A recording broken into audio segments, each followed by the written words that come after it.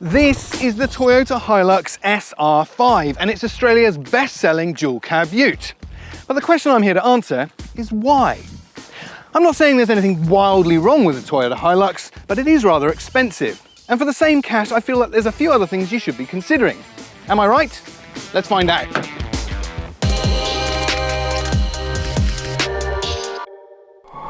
I never really understood exactly why the Toyota Hilux is so popular. At least that was until its most recent update, and then it started to make a lot more sense. The 2.8 litre 4-cylinder turbo diesel has never been the most refined or muscular, but it does a really good job of what it's supposed to. 150 kilowatts and 500 newton meters out of 2.8 is pretty respectable, but it really comes into its own when it starts towing or doing some hard work. It doesn't really feel quite so agricultural anymore and way more refined than it ever has done. It's bolted to a 6-speed automatic transmission in this particular version. You can get a manual, but most people will go for the auto because Australia.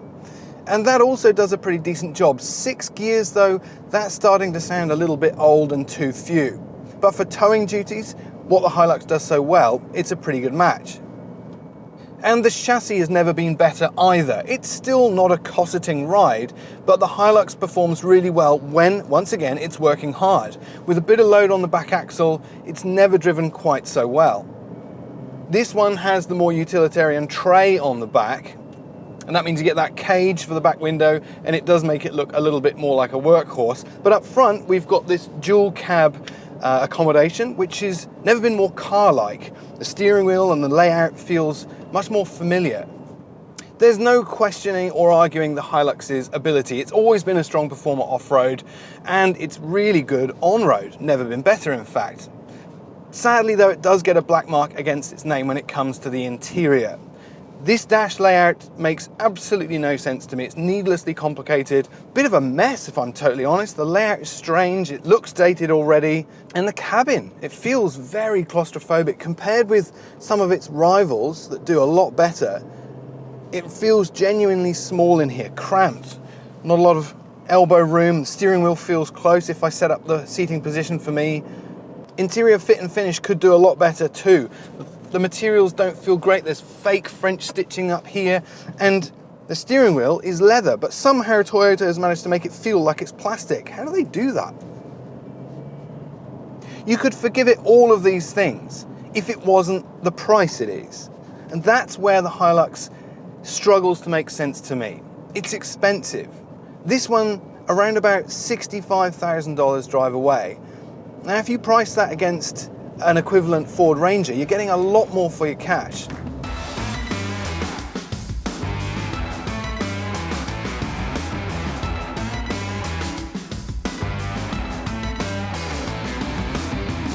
Toyota Hilux, of course, renowned for how it tackles the rough stuff.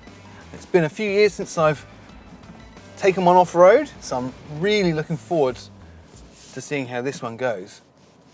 This is the SR5 specification, which means it's towards the top of the mid-range. Most importantly though, this is the one you'll see more of on Australian roads than any other. It's the clear favourite. But you get pretty much, as long as you go for the all-wheel drive version, all of the kit that will take you further off-road that you get pretty much across the entire range.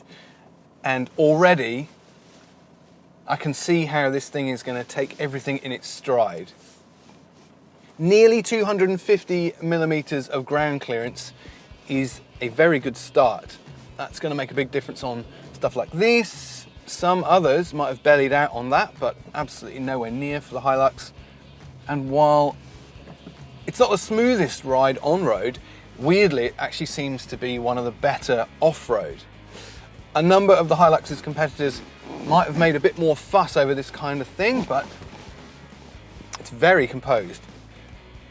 This course has had quite a bit of rain last week, and there's still a lot of water standing around.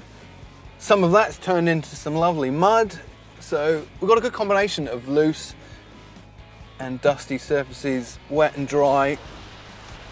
Absolutely no problem. Doesn't take long to realise why people are so confident to take their Hiluxes far away from the beaten trail. And here's another good test. This is going through some quite deep muddy water, but a turn midway. Really not a lot of gas required to get us out of that one.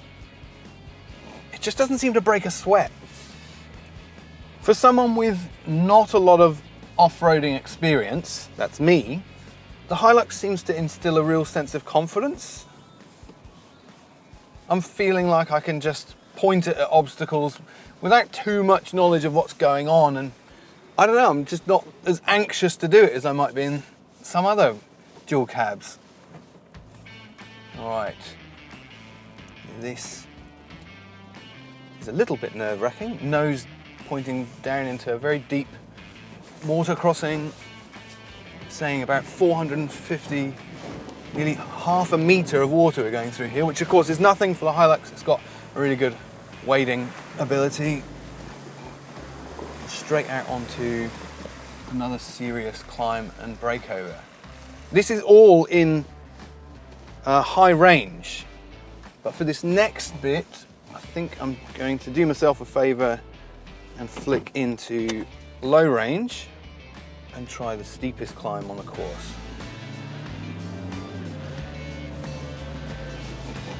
Standard tyre on this, no problem at all. That was weirdly effortless. That engine, it's not particularly notable or a standout on the road, but put the Hilux in its natural habitat and it really makes the most sense.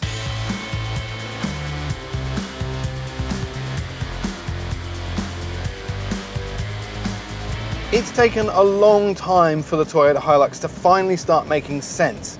It's still pretty expensive, but the package is altogether more refined, and it's coupled with that undeniable all-terrain ability. It's a really good workhorse.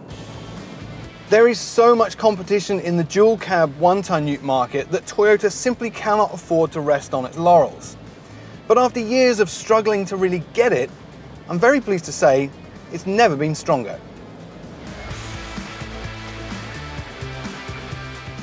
If you've liked this video, you know exactly what to do. Hit subscribe, give us a like, tell a friend, or maybe send me a postcard.